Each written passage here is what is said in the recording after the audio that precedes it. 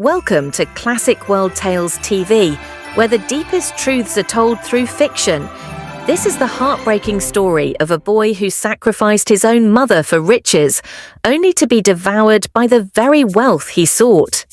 In the forgotten village of Umwaka, a widow named Mama Ngozi raised her only son, Emeka, with fierce love and daily sacrifice.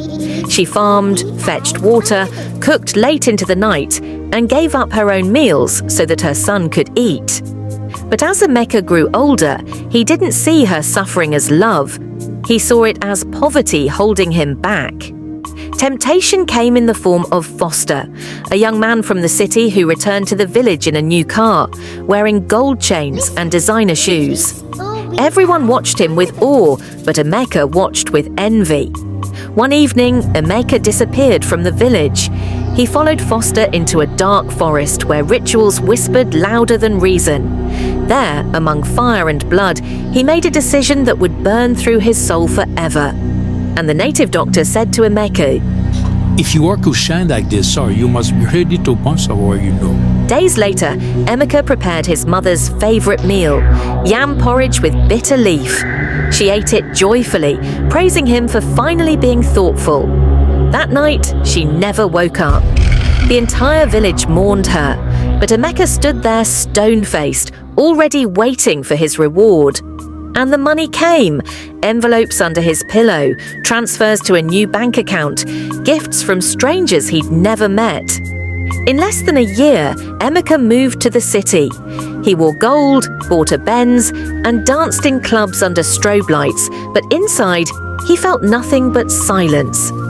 Every mirror showed him her eyes. Every shadow whispered her name. Nightmares followed. His mother's voice echoed in his dreams. He woke up screaming most nights. One night, his mother appeared and said, "My son, why did you two save up over my soup?" Bad luck followed riches. His car crashed, his accounts were wiped, he fell sick, yet no doctor could explain why. Even Foster stopped answering his calls. In desperation, Emeka wandered the streets of Lagos like a madman, surviving on scraps. He sat under bridges, begged at bus stops, and watched the city lights like a prisoner in a cage. One rainy night, standing on 3rd Mainland Bridge, he looked down at the black water, ready to end it all. And he said, "Maybe hell people thought that is." As he prepared to jump, a stranger grabbed his arm. Fortunately to him, it was a street preacher.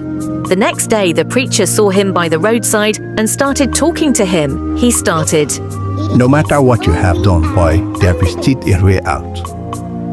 Tears flooded Emeka's eyes, the first he had shed in years. He followed the preacher to a small church under the bridge. There, on bare cement floors, he cried, repented, and began his journey of redemption. Years later, he started the Mama Ngozi Foundation, helping widows and orphans with the same devotion his mother had once given him. He spoke to youths across the country, sharing his story, raw, painful, but honest. Telling them what he did and how he is suffering for it, he also said to them, "The route you seek should never cross the love that made you." Always be careful with the decision you take.